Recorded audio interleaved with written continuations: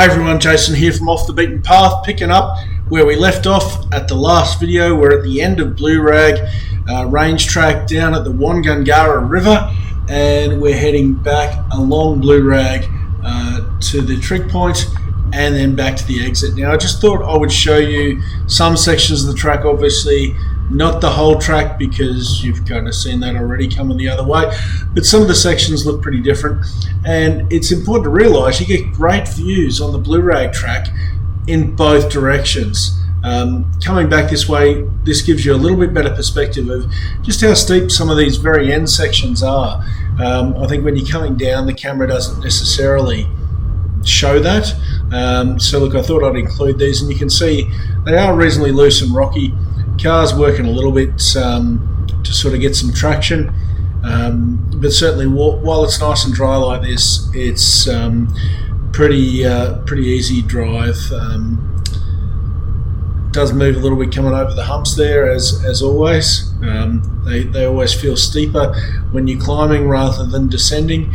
But yeah, this gives you a good snapshot of just how steep that very end section of the track where you descend down to the Wangungurra River actually is. And I think it's probably this section of track that I have heard about in the past is quite difficult. I think it's got a fairly clay base to it, and I can imagine if you're down there and this gets all wetted down, you get a thunderstorm through the night or something, getting out could be interesting. You might find that you're waiting for it to dry out somewhat, or doing a heck of a lot of winching.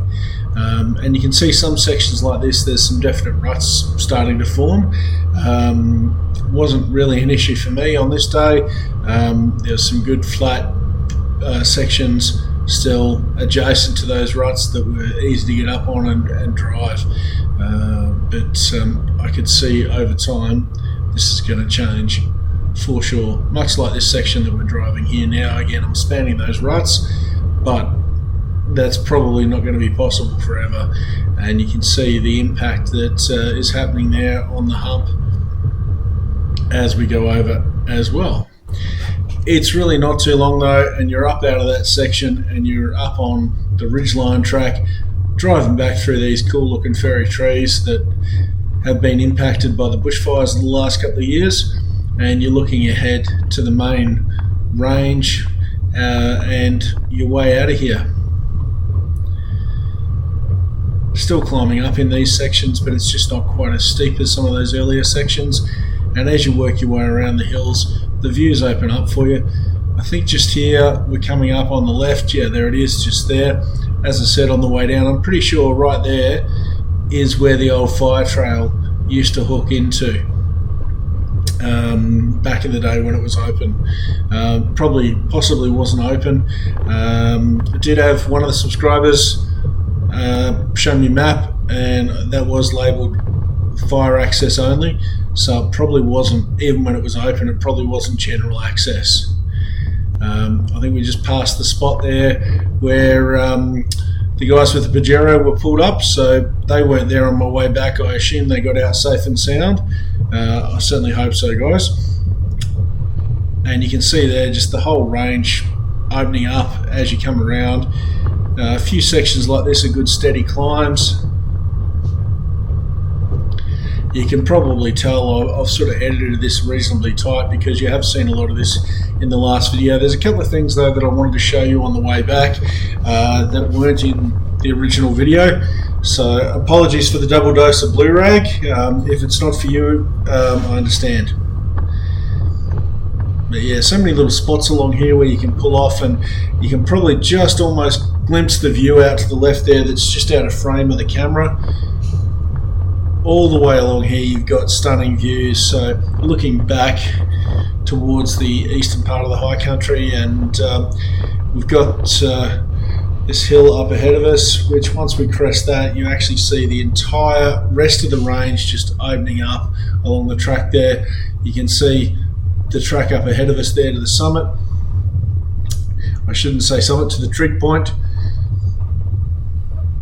because the Blue Rag summit is part of what this video is about, because Mount Blue Rag is not where the trig point is. So I don't know if you guys realised that. I just kind of had always assumed that, hey, the trig point is on the Blue Rag range, it'll be Mount Blue Rag, but Mount Blue Rag is not at the trig point. So we'll come back to that.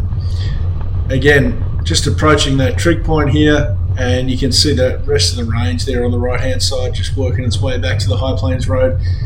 These views, I don't know about you guys, but the camera doesn't do it justice, but for me the view just never gets old. So yeah, look, not too long at all, and we're made our way back to the trig point. This is the final approach. You can see a couple of guys there pulled up, possibly looking to camp there, certainly having some lunch or something. I did stop and have a chat with this guy who was wondering how many people were down the end. Might have been thinking about heading down there to camp, I think, but I sort of said to him, look, 2 or 3 more pulled up while we were there. And there's the trig point. Approaching it from the western side this time, which is a little unusual. As always, particularly on a long weekend, there's a bit of traffic up here.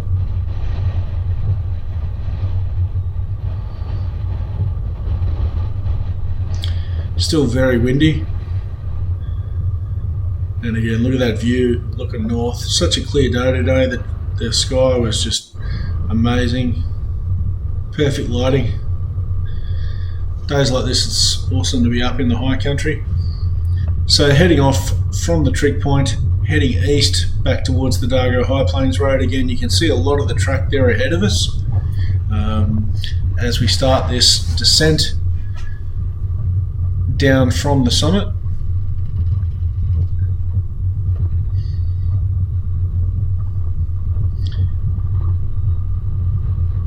And particularly as we get down to the top of this next part of the descent, you get a really good view of just how steep the drop-off is on that southern side, which is the right-hand side as we're approaching here, of the track.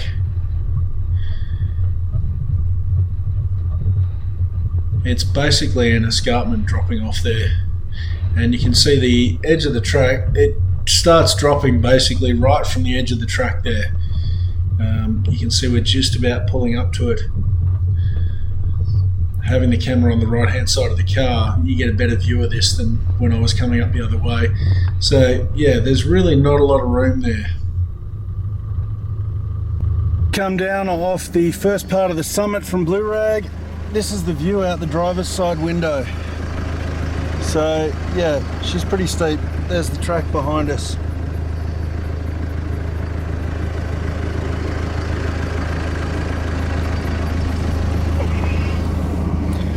All right, let's carry on. Yeah, look, even that, just tried to pull up there and use the GoPro to sort of give you guys a bit of a sense of what it's like, but even that doesn't really do it justice. You can see that wind definitely still working, but you do get a better view from here where you can see just how much it drops away. Nice stable footing on the top. You just want to be paying attention while you're driving along here. Don't get too distracted by the amazing scenery. If you want to stop and have a look, do exactly that. Stop and have a look. Last thing you want is to be looking off to the side and have the car sort of follow where you're looking. And just cresting that hill where there's a couple of little parking spots and viewing areas there, and again you can see that range ahead of us where the track runs right along that spur line. And looking to the north, some other parts of the Aussie Alps. So here we are back where Basalt Knob track actually joins, and you might recall on the way through I mentioned this is one of the first main obstacles, crossing this valley where you come down that other side and then up this side. And look, one of the subscribers pointed out to me they'd driven Blue Rag Range and they almost got a little bit caught out by the Wombat Hole that I mentioned, which I think is just over this hump here on the left there. A bit hard to see going this direction, but they didn't have any issues with it on the way up because they saw it coming. But when they were heading back down in this direction, they'd forgotten it was there. Easy to do, particularly if you spend a bit of time up the summit. And they've come over the hump and the wheels dropped into it and the back wheels lifted up, and look, they didn't have any real issues, but they easily could have.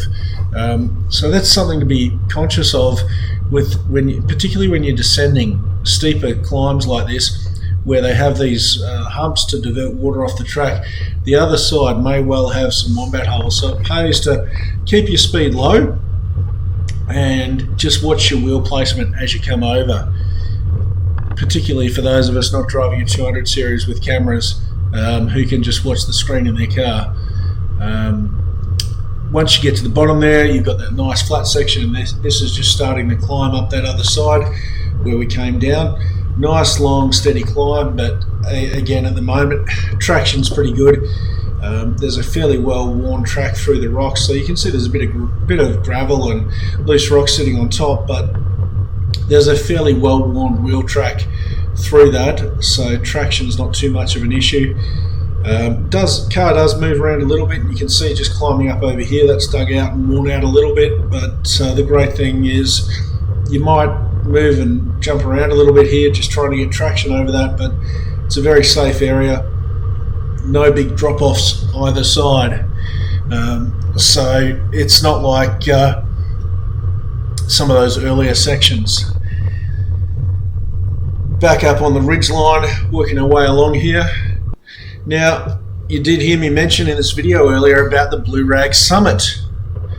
As it happens, the Blue Rag Summit of Mount Blue Rag is actually much closer to the start of the track than we all thought.